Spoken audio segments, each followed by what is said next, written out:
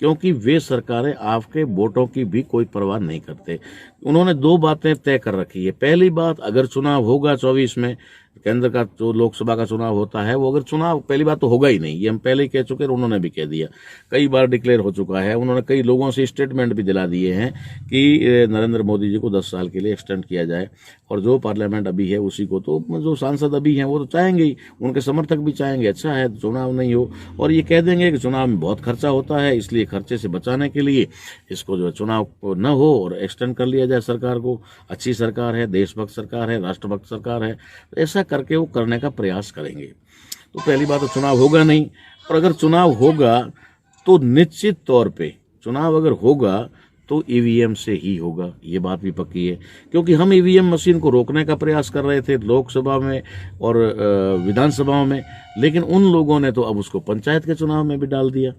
अब सरपंच के चुनाव भी अब सिर्फ वार्ड पंच जो है, वार्ड का जो सदस्य होता है पंचायत का, उसका बैलेट पेपर से हो रहा है। बाकी सरपंच के चुनाव भी उन्होंने ईवीएम से कर दिए। और इस बार के जो पंचायती चुनाव जिन जिन राज्यों में हुए हैं, वहाँ पर सारे के सारे आरएसएस माइंडेड लोग वहाँ चुन करके गए हैं। ये बात कन्फर्म है, ये ईवीएम की ही बदौलत हुआ है। तो जब उनको पता है कि हमें इन किसानों का वोट लेना नहीं है, इन मजदूरों का वोट लेना नहीं है, ये किसी को भी वोट डालेंगे, मशीन को हम मैनेज करेंगे। मशीन में पहले तीसरा वोट हमें मिलता था, अब की बार हम दूसरा ले लेंगे। कितना डालेंगे, जितना डालेंगे सारा वोट हमको मिलेगा। और राष्ट्रभक्ति का चोला हमने पहन नहीं रखा है, तो हर आदमी जो वोट नहीं करेगा वो सोचेगा कि मैंने नहीं दिया, लेकिन किसी और ने दे दिया, मेरे भाई ने दे दिया, मेरी पत्नी ने दे दिया। ऐसा वो इस तरीके से गुमराह कर रहे हैं। तो कहने का मतलब है कि जब सरकारों को खौफ ही नहीं है, डर ही नहीं है, उनको मालूम है कि हम लोग अब निरंकुश बन चुके हैं और तानाशाह बन चुके हैं, और हम जैसा चाहेंगे वैसा ही आने वाले समय में होगा और लंबे समय तक होगा। ऐसी स्थिति में अगर हम लोग साइलेंट हो जाते हैं, चुप हो जाते हैं और इस आंदोलन को कमज़ोर होने देते हैं, तो फिर हम निश्चित तौर पे आगे गुलामी के अलावा कुछ नहीं हमें मिलने वाला है। इसलिए मैंने अपील की कि भाई हर वर्ग का मुद्दा उठाया जाए, हर आदमी की समस्या का समाधान की बात की जाए, और भारत उसमें पूरी तरह से अगर हम कह दें तो एक ही बात है कि ईवीएम मशीन को हटाया जाए, और दूसरी, भारतीय संविधान को मूल रूप से लागू कर दिया जाए।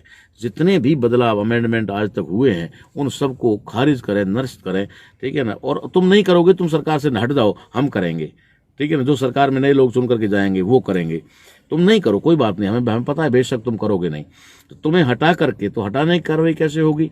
इनको हटाने के लिए पूरे के पूरे देश के जन समर्थन लेना होगा। और जन समर्थन हमें तभी मिल सकता है जब हम लोग उन जन समर्थन यानी कि पूरे जन की बात करेंगे, सभी की समस्याओं की बात करेंगे, कॉमन बात करेंगे, सिर्फ किसानों तक इसको सीमित नहीं रखेंगे। हम लोग यहाँ तक नहीं सीमित हो जाए, क्योंकि जैसे ही, मुझे तो पक्का भरोसा है, जैसे ही वो अगर 2-4 मांगे लेकर के किसान अभी कह दे, ऐलान कर दे अपने मंच से, अपनी कमेटी से ये ऐलान कर दे कि भाई हम लोग जो है इन मुद्दों को भी शामिल कर रहे हैं, तो जैसे ही वो ईवीएम का मुद्दा, मजदूरों का मुद्दा, किसी और अन्य मुद्दे सारे अगर वो शामिल कर देते हैं, और मूल रूप से अगर ये कह देते हैं कि पूर्णतः संविधान को मूल रूप से लागू करो, तो ये खुद सामने से निमंत्रण देंगे कि किसानों की समस्याओं का समाधान हम करने को तैयार हैं। हम तीनों काले कानून जो है, या जो कानून है, वो वापस लेने को तैयार हैं, उनको बदलने को तैयार है। प्रक्रिया चाहे कोई भी हो, प्रोसेस कोई भी हो, इसमें कई चीजें हैं जो कहते हैं कि ये हो नहीं सकता, एक बार पार्लियामेंट में हो गया तो हो गया, ऐसा नहीं है। ये अध्यादेश हुआ है, कैबिनेट में हुआ है, इसको पार्लियामेंट खारिज कर सकती है। पार्लियामेंट ना खारिज करे तो राष्ट्रपति इस देश के ऐसे हालातों को ध्यान में रखते हुए सरकार के इस बिल को फिर से खारिज कर सकता है कि ये स्थिति बनी है जो देश के हित में नहीं है। ऐसा करने की बहुत सारे रास्ते हैं, लेकिन करेंगे वो। अगर ये हम आवाज उठाते हैं, 2 बातें उठाते हैं, संविधान लागू करो, ईवीएम हटाओ, अगर 2 बात हम करते हैं तो निश्चित तौर पर वो कहेंगे किसानों आइए आपकी समस्या का समाधान करते हैं, करेंगे, मुझे तो पक्का भरोसा है।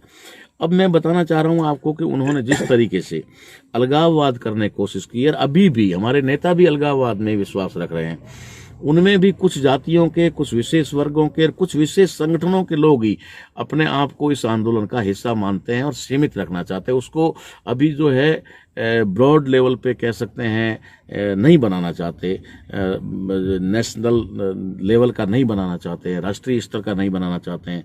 वो सिर्फ जहाँ से भी कहीं से बुला रहे हैं तो अपने ही अपने संगठनों के लोगों को बुला रहे हैं।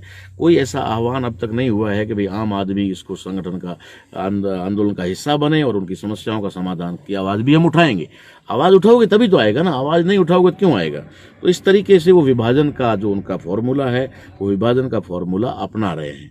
ऐसी स्थिति में किसान नेताओं को जो अब भी अगुवाई कर रहे हैं, हाँ ठीक है, कोई अलग आंदोलन खड़ा होगा या फिर सपोर्ट में आकर के दूसरे, तो फिर वो दो दिखाई देंगे। उससे अच्छा है कि वो कुछ नए संगठनों को अपने साथ में इन्वॉल्व करे, बुद्धिजीवी संगठनों को इन्वॉल्व करे, संविधानवादी संगठनों को इन्वॉल्वमेंट करे। जब तक इसमें संविधानवादी लोग नहीं आएंगे, जब तक संविधान को समझने मानने वाले लोग इसमें इन्वॉल्व नहीं होंगे, तब तक इस आंदोलन को सही दिशा नहीं मिल पाएगी। ठीक है, अल्लाह गुल्ला करते रहें, इंकलाब करते रहें, जीतेंगे करते रहें, लड़ेंगे कहें, वो सारी चीज़ें चलती रहेगी। इसलिए दुश्मन ने अपना असली हथियार जो है वो निकाल लिया है, विभाजन का। इसलिए उन्होंने आपस में लड़ाने का जो काम है, क्योंकि बीजेपी में भी किसान है, आरएसएस में भी किसान है, कुछ तो है ही है उधर, ठीक है। और दूसरे कुछ लोग हैं जो लोग मोदी भक्त भी हैं, क्योंकि मोदी जी को लाया तो मशीन, ईवी मशीन ने, लेकिन उसमें कुछ जो इन्वॉल्वमेंट किसानों का भी है, क्योंकि उन्होंने सोचा था कि ये हमारा मसीहा निकलेगा, हमें भला करेगा, देश को ऊंचाइयों तक ले जाएगा। तो सारी चीज़ें उसमें है, मैं उसमें लंबाई में नहीं जाऊंगा, लेकिन वे हमें आपस में लड़ाना चाहते हैं, किसान को किसान से लड़ाना चाहते हैं, मजदूरों का इन्वॉल्वमेंट नहीं हो इसलिए वो किसान आंदोलन को किसान आंदोलन तक सीमित रखना चाहते हैं।